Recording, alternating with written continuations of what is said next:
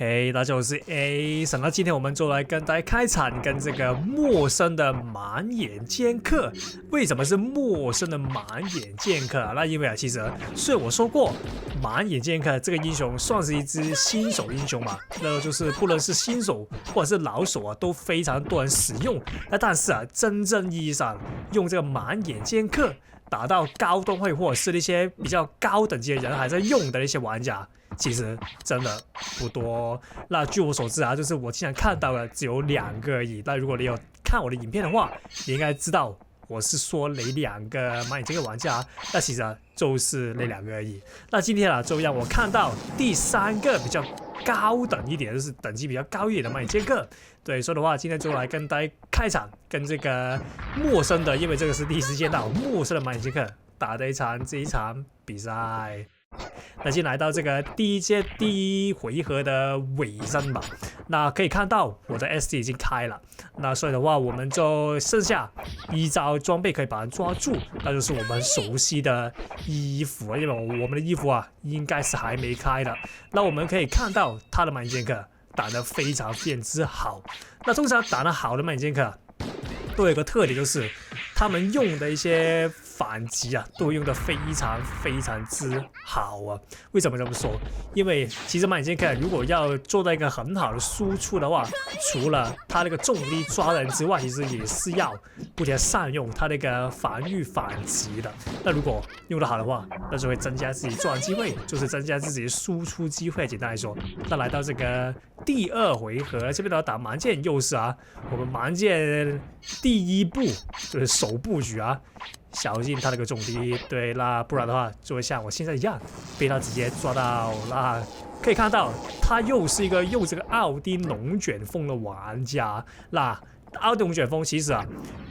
如果你有看我最近的幾十部影片呢，其實我就不停地討論這個龍捲風的問題啊。那根據我一個觀眾所留言，其實他提供了一個方法給我，就是用這個 Brica 重低。那其實我覺得這個方法是不錯的，暫時想象起來，因為 Brica 的重低啊，有這個無敵功能嘛，那個無敵功能又可以來抵擋那個龍捲風，那然後他那個 Brica 重力又可以把敵人破防，一舉2得。所以的話，暫時我的想象中就是我的想象當中，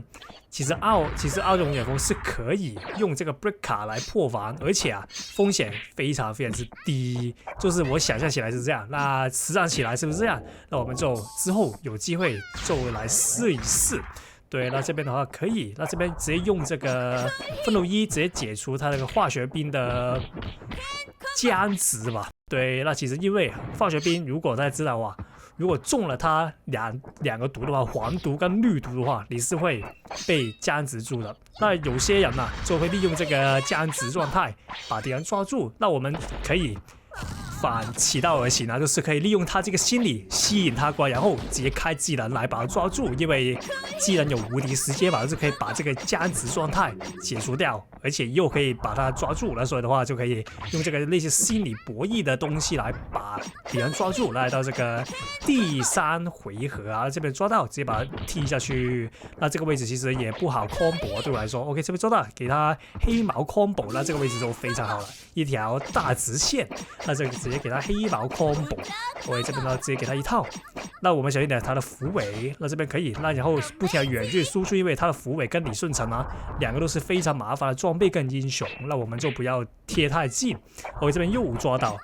那是一個不錯的遊戲開端，因為好像已經用了3套黑毛 combo 來在這個前期階段，那這邊的血量已經拉出了非常大的距離了。而這邊的話，基本上是很難追回來了敵人的話，所以的話，我們的技能只要不要開的那麼醜的話，那基本上就沒有失敗的可能了。那這邊的對面是一個非常之大意的狀態，因為他沒有在替換我的反裝。其實在這個時候，就是如果看到對面的英雄已經換了一些反裝英雄啊，其實你要做的事情不是繼續進攻，就是你需要打得比較小心一點、謹慎一點，一些輸出不要那麼進取。OK， 這邊的話可以，那這邊準備中毒了，我們就直接讓他打下去吧，因為我們的技能好像都開了，差不多開完了。那這邊先把他龍捲風擋掉，然後哎呦，不知道為什麼自己衝了下去啊！那這邊基本上就等於完結了。